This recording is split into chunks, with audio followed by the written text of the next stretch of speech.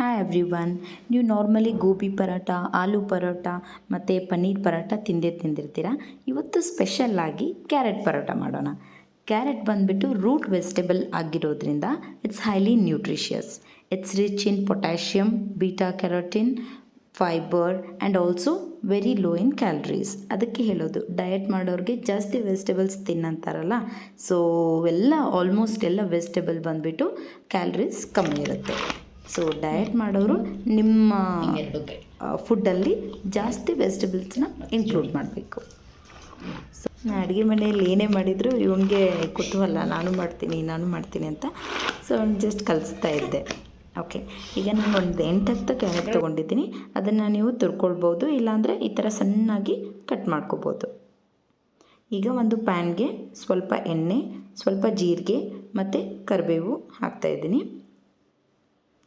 ಮತ್ತು ನಾವು ಸಣ್ಣಾಗಿ ಕಟ್ ಮಾಡ್ಕೊಂಡಿರುವಂಥ ಕ್ಯಾರೆಟನ್ನು ಹಾಕಿಬಿಟ್ಟು ಚೆನ್ನಾಗಿ ಇದನ್ನು ಫ್ರೈ ಮಾಡ್ಕೊಳ್ಳೋಣ. ಕ್ಯಾರೆಟನ್ನು ಹಾಗೆ ನೀವು ಸಣ್ಣ ಉರಿಯಲ್ಲಿ ಇದ್ರದ್ದು ಹಸಿ ಸ್ಮೆಲ್ ಹೋಗೋವರೆಗೂ ನೀವು ಫ್ರೈ ಮಾಡ್ಕೊಳ್ಳಿ.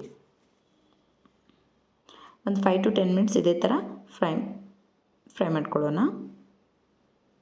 ಇದಕ್ಕೀಗ ನಾನು ಫ್ರೆಶ್ ಆಗಿ ಕುಟ್ಟಿಟ್ಟಿರುವಂಥ ಅಲ್ಲ ಬೆಳ್ಳುಳ್ಳಿ ಪೇಸ್ಟ್, ಒಂದು ಸ್ವಲ್ಪ ಹಸಿ ಖಾರ, ಸ್ವಲ್ಪ ಕೆಂಪು ಖಾರ ಮತ್ತು ಧನಿಯಾ ಪುಡಿ, ಅರಿಶಿನ ಇದನ್ನೆಲ್ಲ ಹಾಕಿ ಮತ್ತು ರುಚಿಗೆ ತಕ್ಕಷ್ಟು ಉಪ್ಪು ಹಾಕಿಬಿಟ್ಟು ಮತ್ತೆ 1-2 ನಿಮಿಷ ಫ್ರೈ ಮಾಡಿ ಇದನ್ನು ಮುಚ್ಚಿಬಿಟ್ಟು ಇಡೋಣ. ನೋಡಿ, ಇದು ಚೆನ್ನಾಗಿ ಫ್ರೈ ಆಗಿದೆ.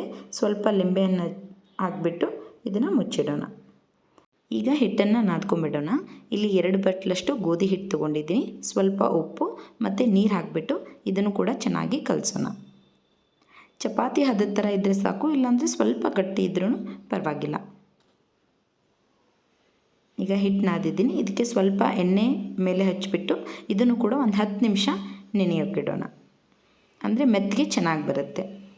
ಈಗ ನಾನು ಕ್ಯಾರೆಟ್ ಆಲ್ರೆಡಿ ಕಟ್ ಮಾಡಿಟ್ಟಿದ್ದೀನಲ್ಲ, ಸೊ ಅದನ್ನೇ ಬಂದುಬಿಟ್ಟು ಕ್ಯಾರೆಟನ್ನು ಕುದಿಸಿ ನಾನು ಇದನ್ನು ಪ್ಯೂರೆ ಮಾಡಿ ತಿನ್ನಿಸ್ತಾ ಇದ್ದೀನಿ.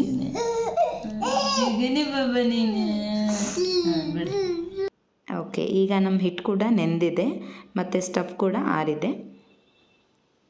ಈಗ ಒಂದು ಸ್ವಲ್ಪ ಹಿಟ್ಟನ್ನು ತಗೊಂಡು ಇದನ್ನು ಹಿಟ್ಟು ಹಚ್ಚಿ ಲಟ್ಸೋಣ.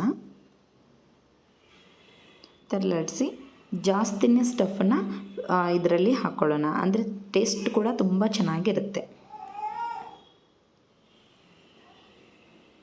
ನೋಡಿ, ಈ ಥರ ನಾನು ಫೋಲ್ಡ್ ಮಾಡ್ತಿದ್ದೀನಿ ಮತ್ತು ಎಕ್ಸ್ಟ್ರಾ ಹಿಟ್ಟನ್ನು ಬಂದುಬಿಟ್ಟು ನಾನು ತೆಗಿತಾ ಇದ್ದೀನಿ. ಮತ್ತೆ ಹಿಟ್ಟನ್ನು ಹಚ್ಚಿಬಿಟ್ಟು ಇದನ್ನು ಲಟ್ಸೋಣ.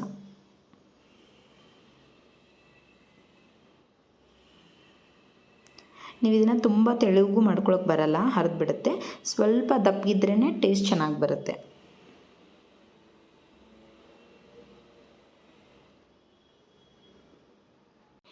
ಆಲ್ರೆಡಿ ತವಾ ಕಾದಿದೆ, ಸೊ ಇದನ್ನು ಹಾಕ್ಕೊಳ್ಳೋಣ. ಇದರ ಸುತ್ತಲೂ ಸ್ವಲ್ಪ ಎಣ್ಣೆ ಹಚ್ಬಿಟ್ಟು ನಾನು ಇದನ್ನು ಬೇಯಿಸ್ತಾ ಇದ್ದೀನಿ.